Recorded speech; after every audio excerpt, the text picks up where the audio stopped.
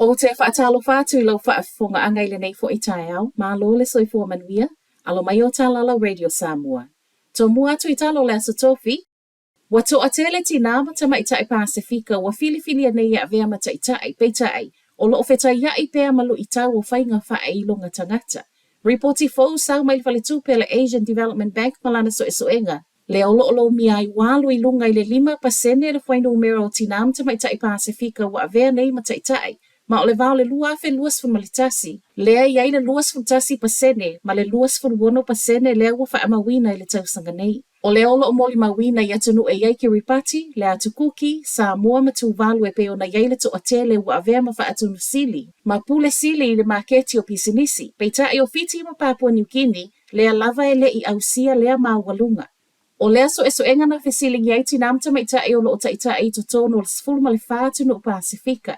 Mai le afo i lātou na fesilingia, ua whaali fina ngalo o le alava e whea ngai ma whainga wha ailonga tangata, ona o i lātou o tinamta maitai. O le reporti lava fo ili nei e tase o lo mi ai, o le iai o tinamta maitai i totono o le sau whainga, a taitai a se kamupani, o le manuia lea ma polo fiti. O lo anga i mai suinga te tele le whaatawino le ava malosi i au kilani. O suinga nei e le ngata o le whaatapu la au i tū lai whaatawai. Ai whaapele tau fia mo le lua tau sangona to e whaamatu umai o nisi lai sene fo e whaatawai le ava malosi i nisi o afio anga. O le wa io e ina le komite o lo whaatonu tonuina ma wa aia lai sene. Suinga fo o whainga whaavai o fofola atu ele pule ngā nu au kilani ma o lono winga e le o toe ma mau alua ia. O suinga fawolo o iaia le mawhai ai e whale o loa ma supermarketi o na whaatawina le ava malosi. I tu atu o le tau le iwa i le pō.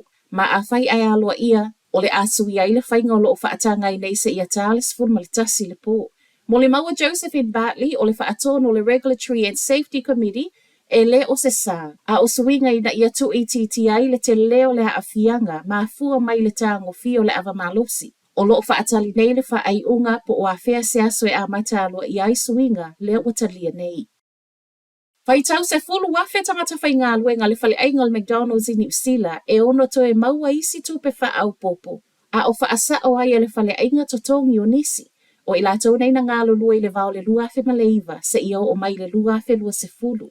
O le aso ngafua le vai aso nei le ana a matatala i le ava noe wha atu moe le online form mo pei meni nei. Ma e feso o tai lea ma le totongi ino aso livi, le e ta uo annual leave ma holiday annual leave.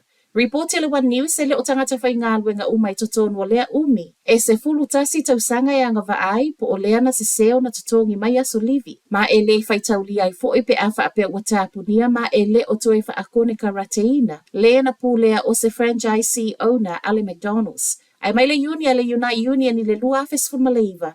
E ono o atu i le ono se fulu wafe tangata whai ngā luenga nā a fiai. E le o mawhaiona wha amauti no mai po le ale paketi o lo wa aile whale ainga o le awha alu le nei wha asaonga. Ai mo i lātou o le ato e maua totongi o totono o le masina le o lo whai mai e wha atali ai.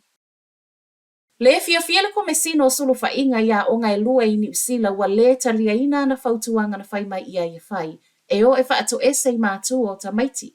Se tema o le tausanga te aluai na tūlia e la kolisia St. Peter's i Aukilani, se tasi o tamaititi a onga, ona o le tāngo fia o le marijuana, ma na whai ai le whaai unga le komiti whaafoe e tūli. O se whaai unga na solu ai mātua e le komesina o solu whainga ma whaasea, ma ile mai ai lo ai le pūlenga ma whaatusa, i isi mata upu whaapea, na ilo ai wa mamafa tele le whaai unga o le whaatea, ma ele i muli ta ia fo i ta iala. O le isia o ngā mawalunga o Kashmere High School le e whaape e le Italiaina o na e whaape e le nofo i totono le sone. E ui o lea ea o ngai le isi o na tei. I lo ilonga le komesino o solo whainga na mawai foi. E le o le Italiaina o le talo sanga. A o le awala na tala noa ai mamatua lea e le ai ma se whaamala malama. Whai mai ai ma le komesino o solo whainga i kolisi nei e tatawana whaato ese i matua peita ai sau le tali e le ai. Reporti e leitio a New Zealand. A whaiete e na pea e kolisi nei le tatau ona whaato ese o lona winga e ono o le nei mata upu le pale mia ma le pale mene. A tala whaai ua tau no ole parese tene o initia i New Zealand a o malanga mai ai mo lana malanga tolu aso le umi. O le aso nanafi le ana tau nuua i Aukilani ma o le minister ve whaatawa inga New Zealand Top McClay le ana whaafeiloa ia. O le soe malanga i Wellington e mo whonotanga. Ma o le a wheiloa i ai fo e malko vanasili a Cindy Kettle O le palemi o New Zealand Christopher Luxon, whaapele minista o le vaifa for Winston Peters. O le malanga mai ai o le tamaita i peresetene ia Drapa Di Mermu ua whaamatalaina i Luxon ua o se ata o le vāvala lata o le mafutanga atunu e lua. O lea whaato a whaalua i leo na tali malo New Zealand i se peresetene o initia. Telefonala Radio Samoa, manuia le ni tai au.